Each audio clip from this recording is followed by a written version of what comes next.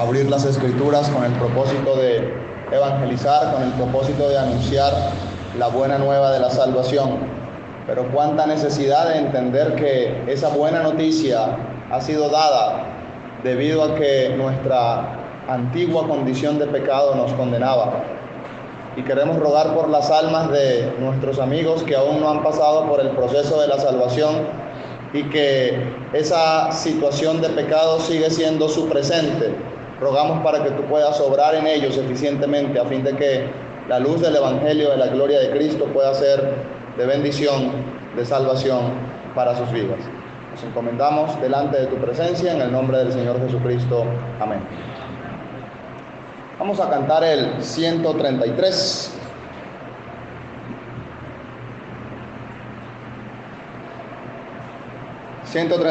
Yo confío en Jesús y salvado soy.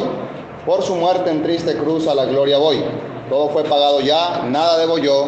Salvación perfecta da quien por mí murió. 133. Yo confío en Jesús y salvado soy. Por su muerte en triste cruz a la gloria voy. Todo fue pagado ya, nada debo yo. Salvación perfecta da quien por mí murió.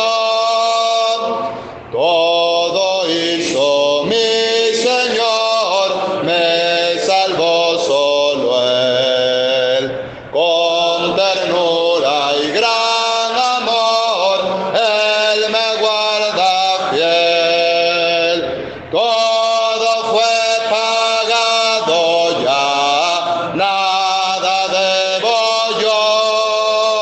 Salvación perfecta da quien por mí murió. Mi perfecta salvación eres tú, Jesús. Mi compleja redención, mi gloriosa luz. Todo fue pagado ya, nada debo yo. Salvación perfecta da quien por mí murió. En el cielo te veré, tierno Salvador. Tu presencia gozaré, oh Jesús Señor. Todo fue pagado ya, nada debo yo. Salvación perfecta da quien por mí murió. Vamos a leer en Juan capítulo 19, versículo 17. Y quiero aprovechar la permeabilidad que ha tenido la enseñanza en el culto de predicación para permear el culto de enseñanza con evangelización. Juan capítulo 19, versículo 17, dice la palabra de Dios: y el Señor Jesucristo, cargando su cruz, salió al lugar llamado de la Calavera, y en hebreo Gólgota, y allí le crucificaron, y con él a otros dos, uno a cada lado y Jesús en medio. Escribió también Pilato un título que puso sobre la cruz, el cual decía: Jesús Nazareno, Rey de los Judíos. Y muchos de los judíos leyeron este título porque el lugar donde Jesús fue crucificado estaba cerca de la ciudad, y el título estaba escrito en hebreo, en griego y en latín.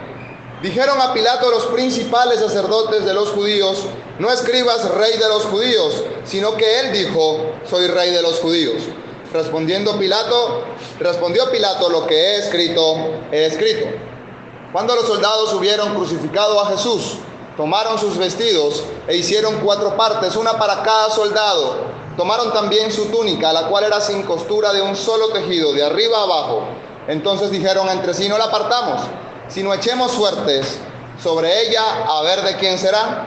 Esto fue para que se cumpliese la escritura que dice: repartieron entre sí mis vestidos y sobre mi ropa echaron suertes.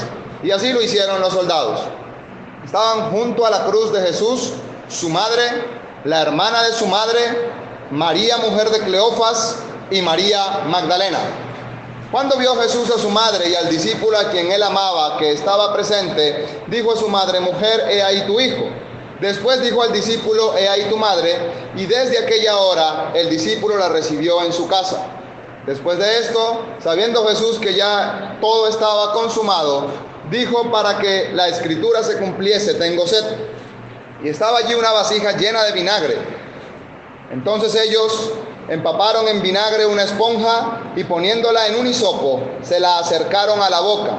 Cuando Jesús hubo tomado el vinagre, dijo: consumado es. Y habiendo inclinado la cabeza, entregó el espíritu. Entonces los judíos, por cuanto era la preparación de la Pascua, a fin de que los cuerpos no quedasen en la cruz en el día de reposo, pues aquel día de reposo era de gran solemnidad, rogaron a Pilato que se les quebrase las piernas y fuesen quitados de allí. Vinieron pues los soldados y quebraron las piernas al primero, asimismo al otro que había sido crucificado con él. Mas cuando llegaron a Jesús, como le vieron ya muerto, no le quebraron las piernas. Pero uno de los soldados le abrió el costado con una lanza, y al instante salió sangre y agua. Y el que lo vio da testimonio, y su testimonio es verdadero, y sabe que dice verdad, para que vosotros también creáis. Porque estas cosas sucedieron para que se cumpliese la escritura: no será quebrado hueso suyo. Y también otra escritura dice: mirarán al que traspasaron. Después de todo esto, José de Arimatea, que era discípulo de Jesús, pero secretamente por miedo de los judíos, rogó a Pilato que se le permitiese llevarse el cuerpo de Jesús. Y Pilato se lo concedió. Entonces vino y se llevó el cuerpo de Jesús. También Nicodemo, el que antes había visitado a Jesús de noche, vino trayendo un compuesto de mirra y de áloes, como 100 libras. Tomaron pues el cuerpo de Jesús y lo envolvieron en lienzos con especies aromáticas, según es costumbre sepultar entre los judíos. Y en el lugar donde había sido crucificado había un huerto, y en el huerto había un sepulcro nuevo, en el cual aún no había sido puesto ninguno. Allí pues, por causa de la preparación de la Pascua de los judíos, y porque aquel sepulcro estaba cerca, pusieron a Jesús. Y el propósito en esta fracción de la reunión es ver qué se lleva cada persona que está en el Calvario de ese lugar, y cómo llevarse algo del Calvario cambió sus vidas para siempre, o cambió la manera de lo que ellos podían hacer de ese momento en adelante. Y vemos en la cruz de nuestro Señor Jesucristo que hay dos malhechores, uno a cada lado y Jesús en medio. Uno de esos malhechores, allí clavado en cruz, se va a llevar para la eternidad la salvación. Y en el último momento de la vida, en la última oportunidad que tenía, sabiendo que había vivido una vida de iniquidad en el pasado, y que si estaba en la cruz, en el Calvario, era por sus propios delitos y por sus propias acciones, como lo declara el Evangelio de Lucas, ese hombre reflexiona en el último momento y en la última oportunidad, y tomando como si fuera con sus propias manos la salvación, le va a decir al Señor Jesús: acuérdate de mí cuando vengas en tu reino. Señor Jesús le va a responder: hoy mismo estarás conmigo en el paraíso.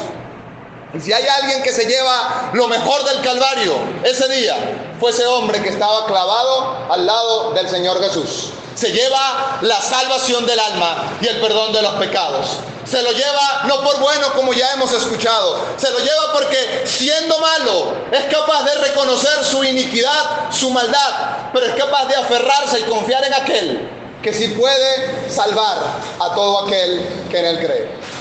Mi amigo que está escuchando en esta mañana, queremos decirle: si hay algo que hay que llevarse del Calvario para la salvación eterna, es precisamente a Cristo, al Salvador, al perdón de los pecados, a la vida eterna. Ese perdón que ese hombre recibió en la cruz sigue vigente para que usted también se lo lleve en esta mañana. Sigue vigente para que usted también pueda asirse de la salvación que Dios ofrece. Pero hay otro ladrón.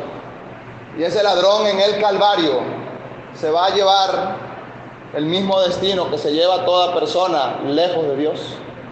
Ese ladrón en su pecado va a ser condenado. Y el Imperio Romano ha determinado que por sus crímenes merece la pena de muerte. Y no solamente cualquier pena de muerte, sino la muerte de cruz. Ese ladrón se ríe, se burla, se mofa del Señor y no reflexiona de sus maldades. Del Calvario ese ladrón se lleva la condenación eterna.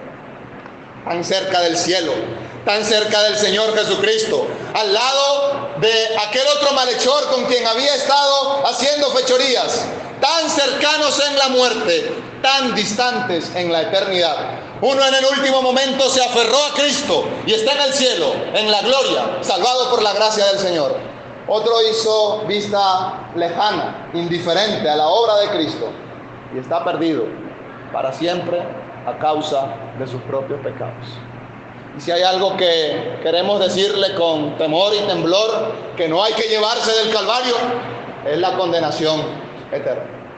Pero en la condenación eterna está también la evidencia, como hemos escuchado, de la justicia de Dios. Dios está irado contra el impío todos los días. Pero vamos a ver que hay 4 soldados. 4 soldados se van a llevar 4 partes de la vestimenta judía del Señor Jesucristo. Y la vestimenta judía de aquella época para un hombre consistía en un turbante sobre la cabeza. Había un cinto sobre la cintura. Había una capa interna que cubría todo el cuerpo. Estaban las sandalias que cubrían los pies. Y encima estaba una túnica externa que servía como capa protectora hacia toda la vestimenta. Hay uno de esos soldados que va a echar suerte y uno de ellos se lleva las sandalias del Señor Jesús. Quiere el Señor que nosotros los creyentes nos llevemos las pisadas del Maestro. Y lo cantamos a veces: quiero seguir las pisadas del Maestro, quiero ir en pos de mi Rey y Señor, y modelando por Él mi carácter, canto con gozo a mi Redentor. ¿Y qué dice la Biblia de las pisadas? Cuán hermosos son los pies de los que anuncian la paz. Y calzados los pies con el Evangelio de la paz. Llevarse las sandalias del Señor, quiero aprovechar la aplicación para decir, es llevarse la responsabilidad de predicar el Evangelio a toda criatura. Y esa responsabilidad la hemos tomado del Calvario y la hemos llevado a nuestras casas. Aquel hombre posiblemente tendría un pie diferente al del Señor Jesús. ¿Le quedaría pequeña aquella sandalia? ¿Le quedaría grande aquella sandalia? ¿Sería ajustado al tamaño de su pie esa sandalia? No lo sé. Pero, querido creyente, nosotros tenemos una comisión y una responsabilidad que se ajusta completamente a lo que Dios ha preparado para nosotros, y es el anuncio del Evangelio de la paz. Hablarle al pecador que se puede reconciliar con Dios es una responsabilidad que podemos cumplir nosotros a cabalidad, porque el mensaje del Evangelio, la locura de la predicación, se le ha dado a la iglesia como responsabilidad: anunciar las virtudes de aquel que nos llamó de las tinieblas a la luz admirable. Otro de esos soldados se llevó el turbante del Señor. Y todos conocemos que en el Medio Oriente las temperaturas son muy elevadas, quizás más elevadas que en esta ciudad. Y los hombres utilizaban un turbante, todavía utilizan un turbante para cubrirse de la inclemencia del sol. El turbante cubre la cabeza. Y querido creyente, que nosotros podamos llevarnos del Calvario los pensamientos del Señor. Que como Él pensaba, podamos tener la mente de Cristo, que podamos llevar cautivo todo pensamiento a la obediencia a Cristo, que podamos hacer la voluntad del Señor no comparativamente, sino expositivamente, de acuerdo a lo que encontramos en la palabra de Dios. Es muy fácil decir, bueno, yo estoy haciendo más que aquel hermano, pero aquel hermano no es el estándar de medición. Cristo es el estándar de medición. ¿Y qué tan parecido estoy a Cristo? ¿O qué tan lejano estoy de Cristo? Debo estandarizarme a la persona del Señor Jesucristo. Y si es muy difícil seguir a Cristo, como Él mismo dijo que había que seguir sus pisadas, el apóstol Pablo va a decir: sed imitadores de mí, así como yo de Cristo. Necesitamos un ejemplo físico. El apóstol Pablo se coloca como ejemplo diciendo: he procurado ser imitador de Cristo. Y si ustedes intentan, al verme a mí, imitarme, están imitando al mismo Señor Jesucristo. Otra porción en el Nuevo Testamento nos revela: sed imitadores de Dios como hijos amados. Si me amáis, guardad mis mandamientos. Y en otra porción: sus mandamientos no son gravosos. El creyente en Cristo puede obedecer los mandamientos del Señor porque tiene el Espíritu Santo. Y el Espíritu Santo es otro consolador. ¿Qué significa eso? Que hay un primer consolador. Y ese primer consolador es el mismo Señor Jesucristo, que puede consolar el alma del creyente. Pero no nos ha dejado solo, y tenemos otro consolador, el Espíritu Santo, que puede guiarnos a toda verdad. Que nos llevemos del Calvario, querido creyente, los pensamientos del Señor Jesucristo. Que no entendamos que fuera una religión o fuera una iglesia lo que lo está imponiendo, que es el Señor Jesucristo el que ha establecido que guardemos su palabra. Otro de los soldados se va a llevar esa bata interna que cubría todo el pecho del Señor Jesús y más abajo, y dentro del pecho tenemos el corazón. Nuestra cultura occidental ha determinado o ha denominado al corazón como el lugar de los sentimientos, las emociones. Para la cultura hebrea, los sentimientos y las emociones estaban en la zona intestinal. Y por eso la palabra o la expresión amor entrañable, que viene de las entrañas. Independientemente, sabemos que el asiento intelectual está en el cerebro, pero culturalmente hay mucha relación a los sentimientos con todo lo que hay en el tronco del cuerpo humano. Y cuánta necesidad que nos llevemos los sentimientos del Señor Jesucristo. Y se ha hablado mucho de esto acá, sobre este púlpito. La sensibilidad del Señor Jesús, la simpatía del Señor Jesús. Señor Jesucristo podía ser sensible con la viuda, podía ser sensible con el niño, podía ser sensible con el enfermo. ¿Y cuánta necesidad tenemos nosotros de ser sensibles a los otros? Somos diferentes, claro que sí, pero somos parte de un mismo cuerpo. Y la sensibilidad debe estar presente en cada uno de los creyentes. Que con simpatía nos llevemos los sentimientos de nuestro Señor Jesucristo. ¿Había sentimientos para bien? Claro que sí, pero cuando tenía que colocarse firme y tenía que condenar acciones reprensibles, también lo iba a hacer. Le iba a decir a Pedro, al discípulo que estaba tan cerca de él: Satanás os ha pedido para zarandearos como a trigo. En otra oportunidad le va a decir: vete, Satanás, porque no pones la mira en las cosas espirituales.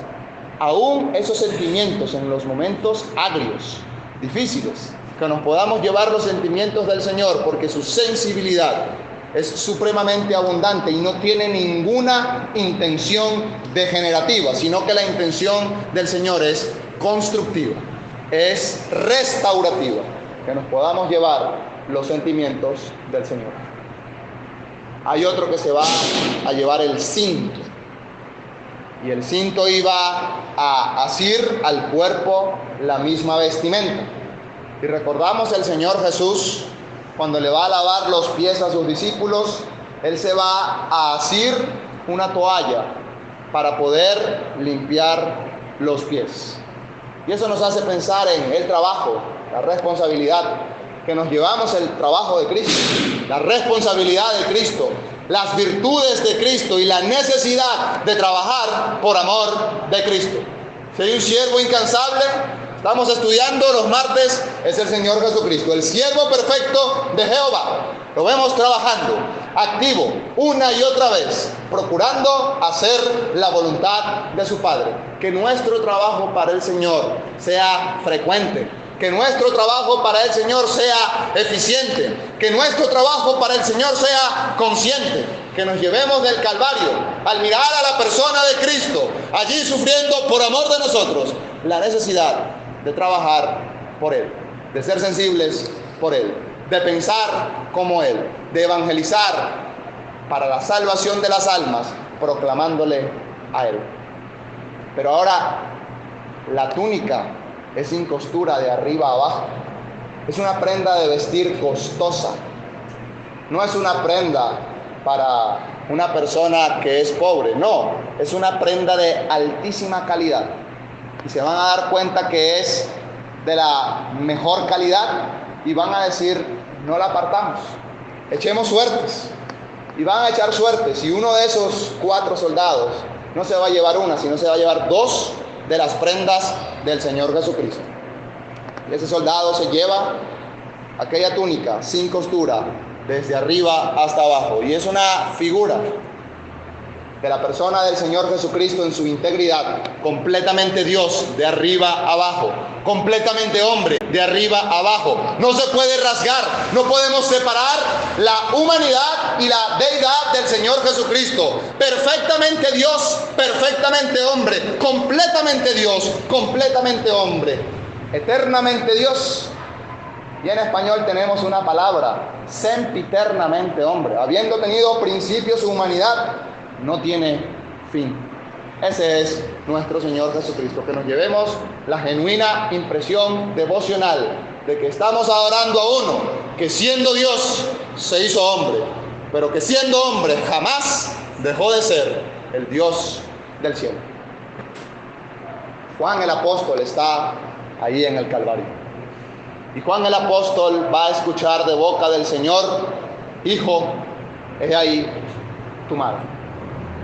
Juan se va a llevar del Calvario a la madre de la humanidad del Señor Jesucristo a su casa. Juan se lleva del Calvario una nueva responsabilidad. Y a veces no nos damos cuenta que estando presentes en la obra del Señor, estando cercanos al Señor en su servicio y en su trabajo, que hemos sido comisionados por el mismo Señor para hacer algo que probablemente no sabíamos que nos iba a tocar. Y no sé si le ha pasado a algún hermano, alguna hermana en este lugar, pero llegamos a un lugar y bueno, estamos de visita, vamos a apoyar a los demás y es que no hay nadie que haga eso. Y le toca a usted, que venía de visita, a terminar de asumir la responsabilidad y llevar a cabo lo que se tiene por delante. Y posiblemente esto es lo que le pasa a Juan. ¿Dónde están los hermanos del Señor? El Señor sabe que sus hermanos después de su resurrección van a creer en Él. ¿Por qué encomendar a Juan el apóstol la responsabilidad de la manutención económica de la viuda madre del Señor Jesucristo? El Señor Jesucristo sabe, María necesita la seguridad económica y la seguridad de vida, y María no puede estar a la incertidumbre de qué va a pasar con sus hijos en la carne. El Señor le garantiza en medio de la obra de la salvación: Juan se va a encargar de él. Y ahora esto me hace pensar mucho en que las responsabilidades que tenemos en la casa de Dios están relacionadas con la edad que tenemos en la casa de Dios. Juan es el más joven de los 12 apóstoles. Y María es una mujer muy joven. Si el Señor Jesús muere en la cruz del Calvario, posiblemente a los 33 años, María quizás no llega a los 50 años. Ella era virgen y concibe del Espíritu Santo al Señor Jesucristo, y por lo tanto es una mujer muy joven al momento de dar a luz al Señor. Es una mujer todavía joven al momento de la muerte del Señor. Está garantizándole el Señor Jesús la manutención en su hogar de alguien que es más joven que ella y que puede proveer para el resto de su vida. Y mira, hermanos, hay responsabilidades que están ligadas a la edad, y quizás la juventud puede entender que puede servir al Señor en un área en donde quizás hermanos de mediana edad, si bien podrían hacerlo, tienen más restricciones. Pero los hermanos de mediana edad saben que hermanos de mayor edad tendrían más solvencia experimental y de vida moral para enseñar ciertas cosas en medio del pueblo de Dios. De modo que todo creyente es responsable y que nos llevemos también del Calvario una nueva responsabilidad de hacer la voluntad de Dios. Está María en el Calvario. Y María se lleva del Calvario un nuevo hogar. Me interesa mucho como Juan escribe que desde aquella hora la recibió en su casa. Entiendo que Juan, al escuchar al Señor, toma a María y se la lleva a su casa y deja al Señor solo en el Calvario. Y por eso hay expresiones de la cruz que nosotros no vemos en el Evangelio de Juan, porque Juan no es testigo ocular de esos acontecimientos. Pero cuando Juan regresa, Juan va a escuchar, tengo sed.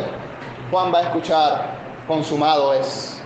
Juan está presente y la palabra de Dios dice, este es el discípulo que da testimonio y su testimonio es verdadero. Pero María llega a una nueva casa.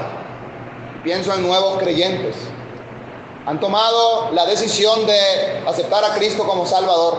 Han tomado la decisión de arrepentirse de sus pecados y creer en Cristo para vida eterna. Queremos decirle, usted tiene una nueva casa. Usted tiene una nueva identidad. Su Padre es el Padre Celestial en los cielos. Su familia es la familia de Dios. Su destino es en la gloria, en la casa del Padre. Mi reino no es de este mundo, podía decirle el Señor Jesucristo a Pilato. Y querido creyente, usted que ha entrado a la familia de Dios, queremos decirle, usted forma parte de aquellos que la Biblia llama que son coherederos con Cristo. Tenemos herencia entre los santificados a través de los méritos del Señor Jesucristo. Y es una herencia que no se quita jamás. Dice la palabra de Dios que los padres deben proveer para los hijos. Bueno, el Padre Celestial ha provisto para sus hijos la salvación eterna y la multiforme abundancia, grandeza, prosperidad en los siglos venideros. Ahora tenemos a José de Arimatea y a Nicodemo. El Señor Jesús ha muerto, ha entregado su vida en la cruz. Está el centurión romano, no lo dice acá Juan, lo dice en los otros evangelios. El centurión romano va a exclamar, verdaderamente este hombre era el Hijo de Dios, y el centurión se lleva una gran impresión. ¿Cuánto necesitamos nosotros los creyentes? Tener una gran impresión de la obra del Calvario y reanimar y avivar la fe en Cristo Jesús. ¿Y cuánto necesita el impío ver en Cristo aquel que verdaderamente es el Hijo de Dios y llevarse la impresión de que Él es el Salvador del mundo? Pero luego de eso, José de Arimatea osadamente pide el cuerpo del Señor. Pilato se lo da. José de Arimatea y Nicodemo bajan el cuerpo muerto del Señor, inerte, y lo van a sepultar. ¿Con cuánta sensibilidad? ¿Con cuánta simpatía habrán bajado ese cuerpo? Habrán limpiado ese cuerpo. Habrán colocado las vendas mortuorias a ese cuerpo y habrán sepultado ese cuerpo, rodar la piedra y dejarlo allí. Hay hermanos que se han llevado del Calvario el cuerpo del Señor Jesucristo. La Biblia habla de la iglesia. Nosotros somos el cuerpo de Cristo. No son muchos los que quieren asumir esa responsabilidad de llevarse a su casa el peso de la responsabilidad del cuerpo de Cristo. Pero ¿cuánto necesita la obra del Señor? Hermanos, que estén dispuestos a llevarse a su casa el peso de la responsabilidad del cuerpo de Cristo, de los creyentes de una iglesia. ¿Cuánta necesidad de pastores en medio del pueblo de Dios que con sensibilidad tomen al cuerpo de Cristo, que con sensibilidad traten al cuerpo de Cristo, que con simpatía coloquen al cuerpo de Cristo en el lugar en donde debe estar? Hermanos, la responsabilidad del pastoreo en medio del pueblo de Dios, si bien es cierto, es de los ancianos en una asamblea, la verdad es que todos somos corresponsables. Algo que me gusta de la palabra de Dios, hablando de la iglesia como ovejas y pastores, es que los pastores siguen siendo ovejas que necesitan ser pastoreadas. Y es que las ovejas podrían influenciar y ayudar en la carga del pastoreo que llevan los pastores. Carta a los Filipenses, el apóstol Pablo dice que está la iglesia de Dios con los obispos y diáconos al mismo nivel, en la misma estatura, a la misma posición, en medio del pueblo de Dios. Los diáconos, los ancianos, la iglesia, todos formamos parte del cuerpo de Cristo. Pero debe haber el peso en el alma, la sensibilidad de llevarse a casa el cuerpo del Señor Jesucristo. Que podamos salir del Calvario con una impresión nueva y sentir que yo tengo la responsabilidad de llevarme de ese lugar a mi casa, algo que antes no tenía, y que tengo la responsabilidad de hacer un uso responsable con lo que me estoy llevando del Calvario para el beneficio de mi propia vida y para el beneficio de otros creyentes. El Señor bendiga su palabra. Vamos a orar. Padre, en el nombre del Señor Jesucristo, queremos darte gracias por su obra perfecta en la cruz, su vida entregada por nosotros. Hemos recibido abundante gracia y abundante amor, pero no hemos respondido conforme a esa riqueza que hemos recibido. Hemos sido flacos y hemos sido toscos en responder a tu amor.